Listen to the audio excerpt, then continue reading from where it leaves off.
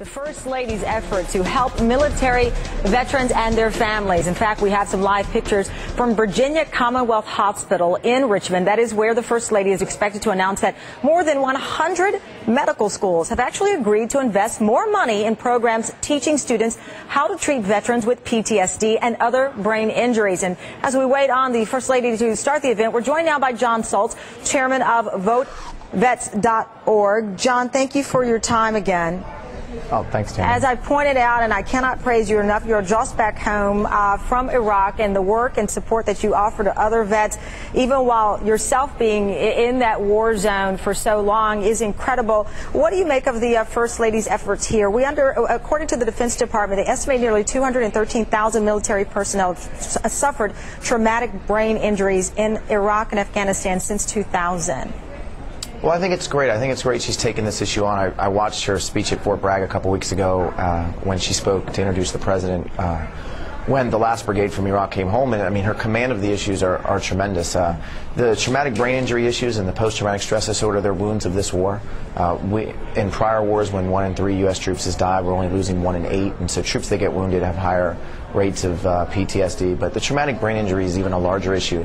Roadside bombs in Iraq, rocket attacks, a lot of people are hurt in the head where they get wounded. And it's very important to understand, the brain and the science behind these things, because we have many more troops that have been wounded that are now being saved. Even, this is the 1-year anniversary of Gabby Giffords, Congresswoman Giffords, getting shot, and some of the things that the doctor cited in that was the advancement that we've learned from the wounds of troops coming back from Iraq and Afghanistan with brain injuries. Absolutely. This is said to be a long-term issue for the nation. Those words were uttered by Brad Cooper, the executive director of Joining Forces.